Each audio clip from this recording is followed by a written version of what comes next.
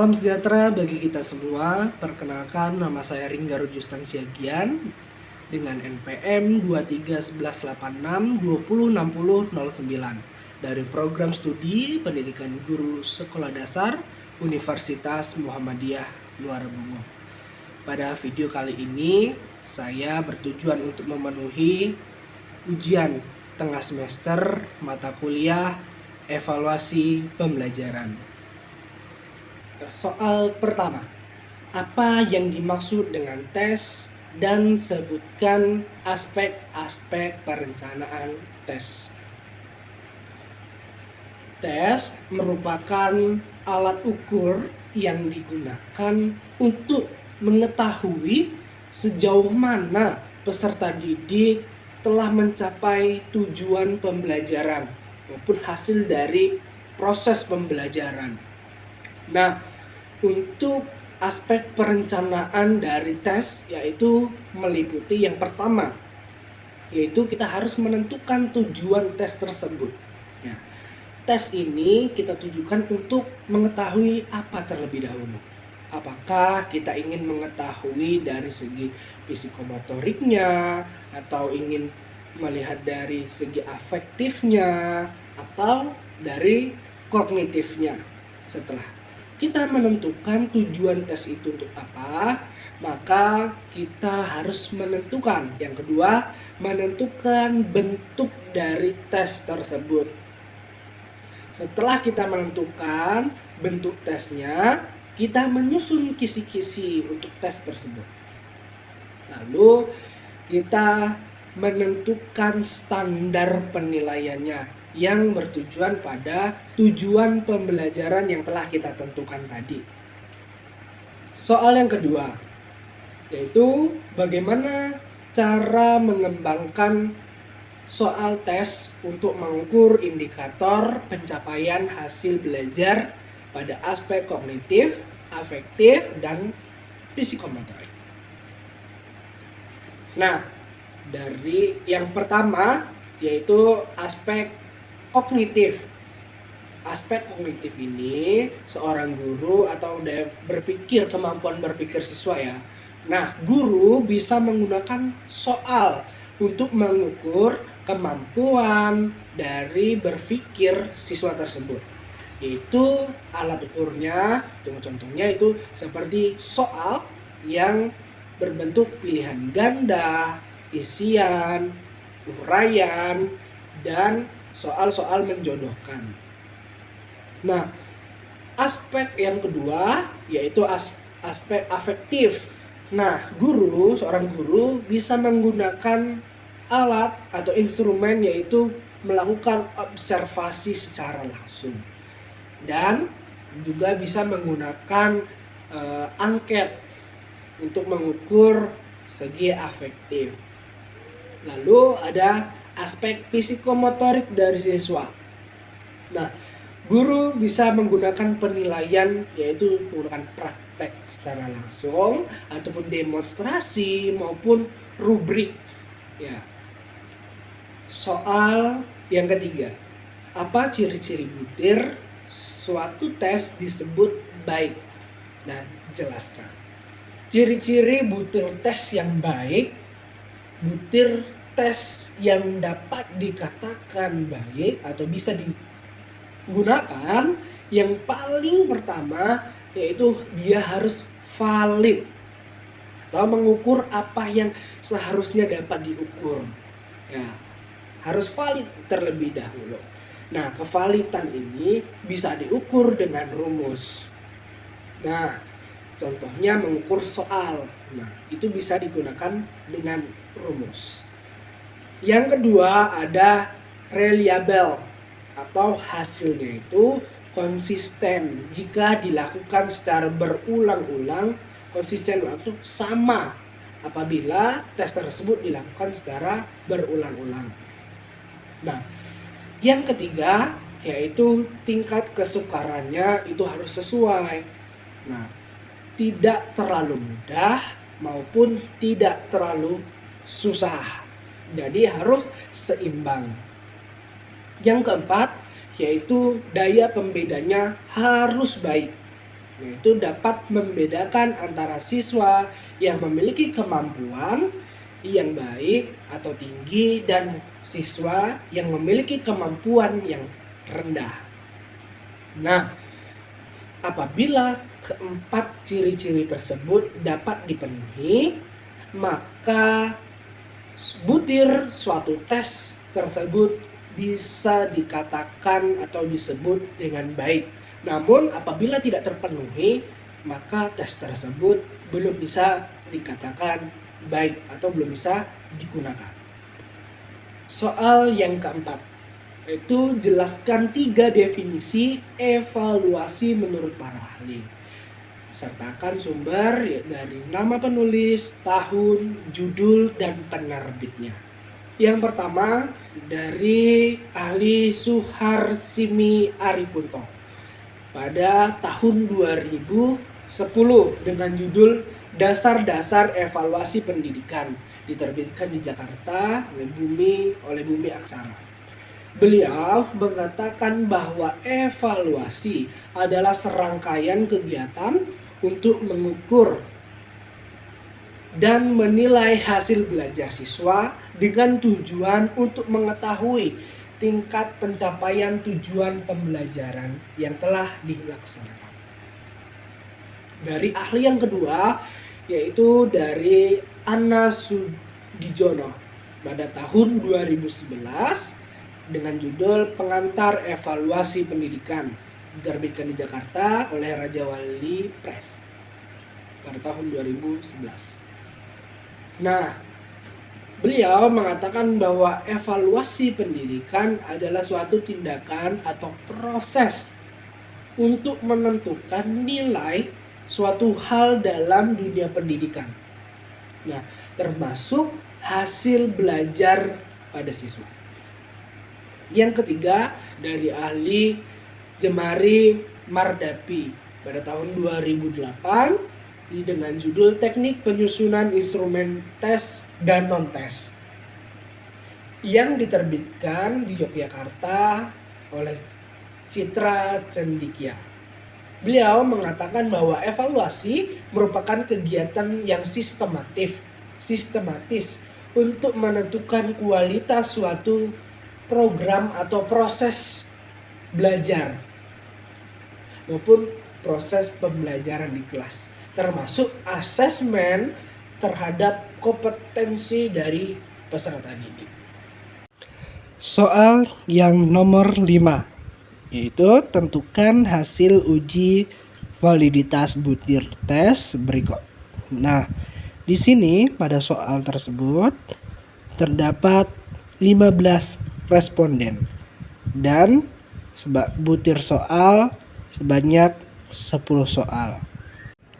Nah, untuk memudahkannya dalam jawab pertanyaan ini atau soal ini, kita dapat menggunakan tabel yang sudah saya buat seperti ini. Nah, dalam tabel ini memuat yang pertama ada butir soal, jumlah soal yang dijawab dengan benar, dan jumlah soal yang dijawab salah. Langsung saja, maka butir soal yang pertama. Nah, jumlah soal yang dijawab dengan benar, maka kita hitung jumlah soal yang dijawab dengan benar dari soal yang pertama oleh responden, yaitu 1, 2, 3, 4, 5, 6, 7, 8, 9, 10, 11. Terdapat 11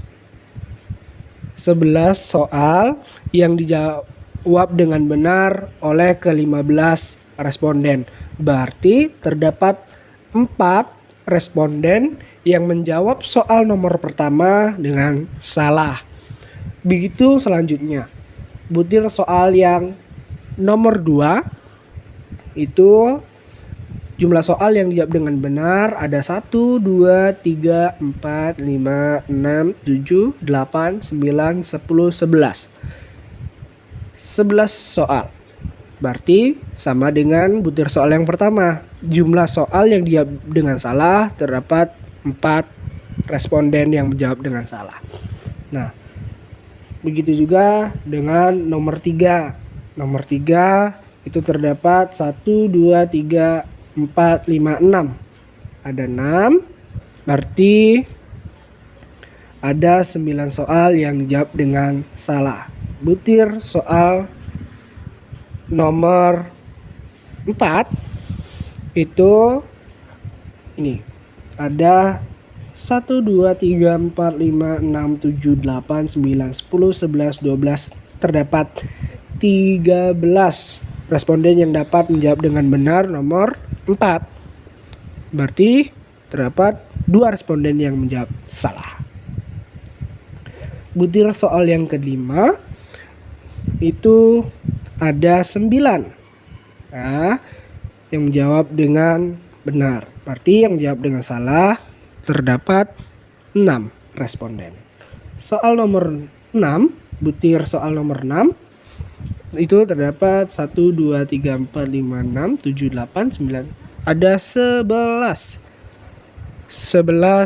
jawaban yang benar dan berarti 4 soal yang dijawab dengan salah. Butir soal nomor 7. Nih, nomor 7 kita hitung sama-sama. 1, 2, 3, 4, 5, 6, 7, 8, 9, 10, 11. Sama, 11 dan berarti yang jawab salah ada 4 responden. Butir soal nomor 8. 1, 2, 3, 4, 5, 6, 7, 8, 9, 10, 11. Ada 11. Yang salah berarti 4. 9, 10. Yang 9 itu ada 10 yang jawab dengan benar. 10. Berarti ada 5 yang jawab dengan salah. Soal yang nomor 10 itu ada 8. Berarti ini ada 7 yang menjawab dengan salah. Jika sudah mengetahui mengetahui jumlah soal yang dijawab dengan benar, kita hitung dengan menggunakan rumus. Nah, rumus yang digunakan ini mengacu pada buku dari Bapak Abduludin. Nah, kita mengacu pada ini dia rumusnya, yaitu MEAN sama dengan jumlah skor siswa tes pada butir soal tertentu dibagi banyak soal yang mengikuti tes. Banyak siswa yang mengikuti tes maksudnya. Jadi kita masukkan terlebih dahulu rumusnya, yaitu MEAN sama dengan jumlah skor siswa tes pada butir soal tertentu dibagi banyaknya siswa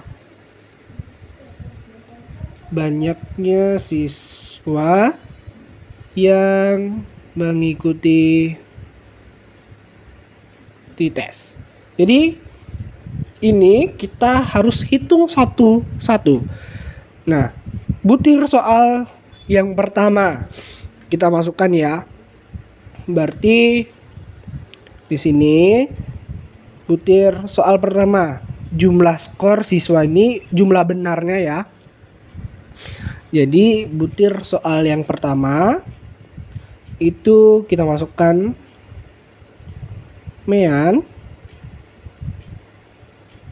sama dengan jumlah benarnya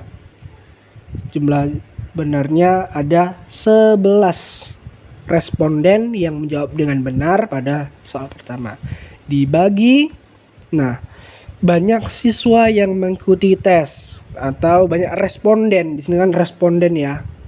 Respondennya itu ada 15 tadi. Ya, ada 15 responden.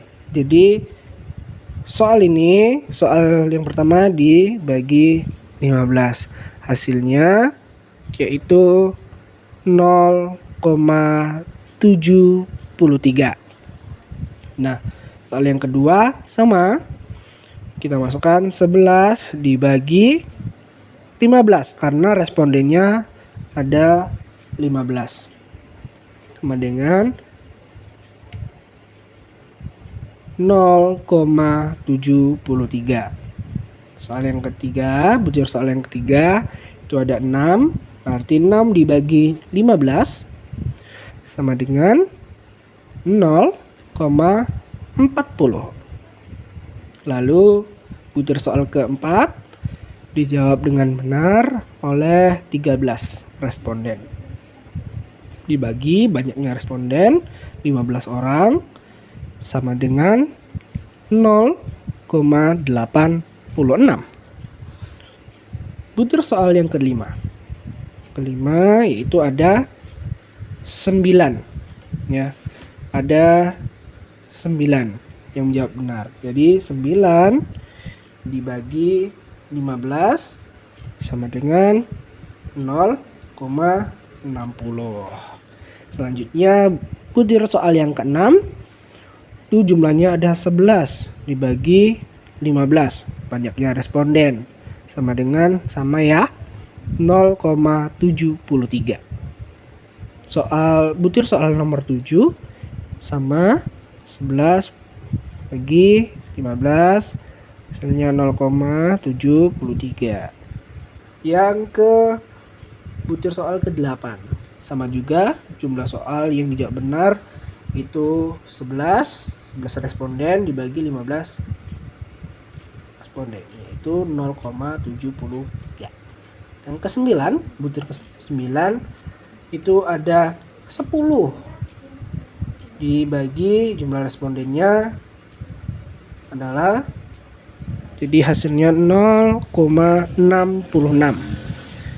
Butir soal yang ke-10 itu ada 8 dibagi 15 hasilnya sama dengan 0,53. Jadi untuk menentukan validitasnya itu bisa dilihat dari buku ini, dari tabel yang ada di buku. Tabel 4 klasifikasi tingkat kesukaran soal. Nah, lihat di intervalnya. Jika hasilnya yaitu 0,00 sampai 0,30, maka soal tersebut tergolong pada soal yang sukar atau sulit. Jadi jumlah yang menjawab dengan benar itu hanya sedikit. Jadi lebih banyak siswa yang menjawab soal tersebut dengan salah. Nah, dengan rentang atau interval 0,31 sampai 0,70, maka soal tersebut tergolong sedang atau seimbang ya, bisa digunakan. Baik digunakan untuk tes selanjutnya. Nah, apabila dia dalam interval 0,71 sampai 1,00, maka soal tersebut tergolong mudah. Ini salah, kemarin sudah dijelaskan oleh beliau bahwa soal tergolong mudah karena responden atau siswa dapat menjawabnya dengan benar itu lebih banyak daripada yang menjawab salah. Maka dari itu bisa kita lihat butir soal pertama yaitu 0,73 terdapat pada rentan berarti 0,71 sampai 1,00. Berarti soal ini dikatakan atau digolongkan soal yang mudah. Maka apabila soal tergolong sukar dan tergolong mudah, soal tersebut dinyatakan tidak valid. Maka soal yang dikatakan valid yaitu soal tergolong sedang pada interval 0,31 sampai 0,70. Nah, itu berarti butir soal pertama dikatakan tidak valid. Ya, ini tidak valid. Tidak valid. Butir soal yang kedua sama, berarti tidak valid juga. Karena angkanya sama pada rentan 0,71 0,73. Nah, soal yang ketiga atau butir ketiga yaitu 0,40. Berarti soal tersebut berada di rentang 0,31 sampai 0,70. Berarti soal ini dikatakan valid karena berada di atau tergolong pada soal yang sedang. Nah, butir soal nomor 4 itu dikatakan tidak valid karena terlalu mudah. Soal kelima dikatakan valid karena tergolong sedang 0,60. Selanjutnya butir soal nomor 6 itu sama dengan soal pertama, tidak valid. Begitu juga yang ketujuh juga tidak valid. Butir soal ke-8 juga tidak valid. Butir soal ke-9 itu 0,66, berarti berada di rentang 0,31 sampai 0,70. Berarti soal nomor 9 valid. Nomor 10 juga dikatakan valid.